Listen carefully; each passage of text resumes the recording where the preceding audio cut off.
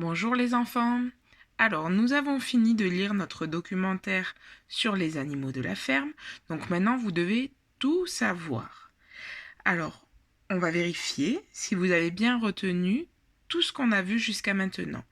Alors pour ça, on va essayer de faire un petit jeu. On va faire des devinettes. Moi, je vais essayer de vous parler d'un animal, de vous le décrire. Et vous allez devoir me dire de qui je parle. Par exemple, je suis un gros animal, j'ai des poils, j'ai des sabots, j'ai une crinière et mon petit s'appelle le poulain. Est-ce que vous savez de qui je parle? Et bien sûr, c'est le cheval qui est là. Alors on a dit que son petit c'était le poulain. Et la maman du poulain, est-ce que vous vous rappelez comment on l'appelle? Bien sûr, c'est la jument. Très bien. Alors maintenant, autre devinette. J'ai des plumes, j'ai un bec, mon bec est arrondi et plat, et ma femelle s'appelle la cane. Comment je m'appelle?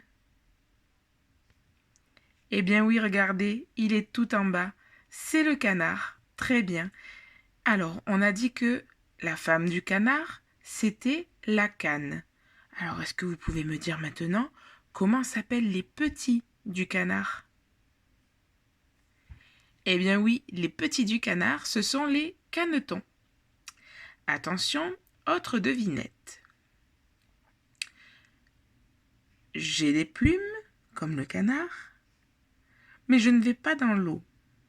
Je suis le chef de la basse-cour parce que je les réveille tous les jours, avec mon chant, tous les matins.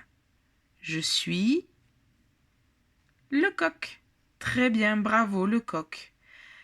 Alors, comment on appelle la femme du coq? Elle est sur l'image ici, pas loin de lui. Elle est ici. Elle s'appelle la poule. Très bien. Et les enfants, les petits de la poule et du coq, comment s'appellent-ils? Ce sont les poussins. Très bien.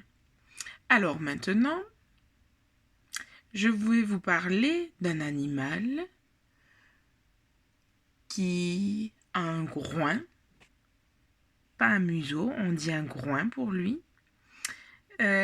qui a une queue en tire-bouchon, que vous vous êtes entraîné à dessiner, et que vous avez bien dessiné d'ailleurs, qui aime beaucoup se rouler dans la boue pour protéger sa peau du soleil. Il s'agit du cochon. Voilà le cochon tout en haut de l'image. Alors, le cochon, est-ce que vous vous rappelez comment s'appelle la maman cochon? La maman cochon s'appelle la truie. Et ensuite, comment s'appellent les petits du cochon et de la truie? Eh oui, les petits du cochon et de la truie, ce sont les porcelets. Très bien. Alors, il y a un animal dont on n'a pas parlé dans le livre. Il s'agit de la chèvre ici.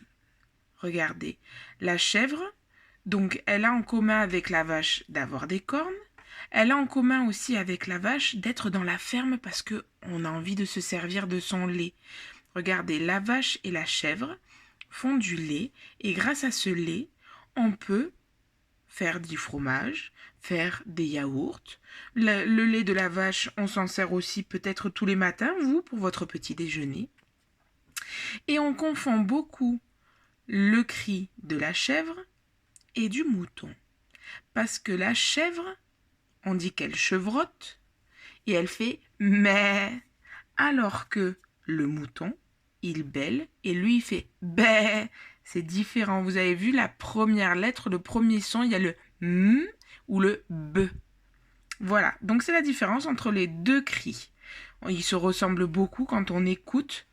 Justement, la prochaine vidéo que vous allez voir, papa et maman vont vous faire écouter une vidéo où on entend des animaux. Ce sera à vous d'essayer de deviner quand on entendra le bruit, le son, le cri de l'animal. Ce sera à vous de deviner de qui il s'agit. On va voir si vous êtes aussi fort que pour mes devinettes. Allez, des gros bisous à tout le monde et à très vite.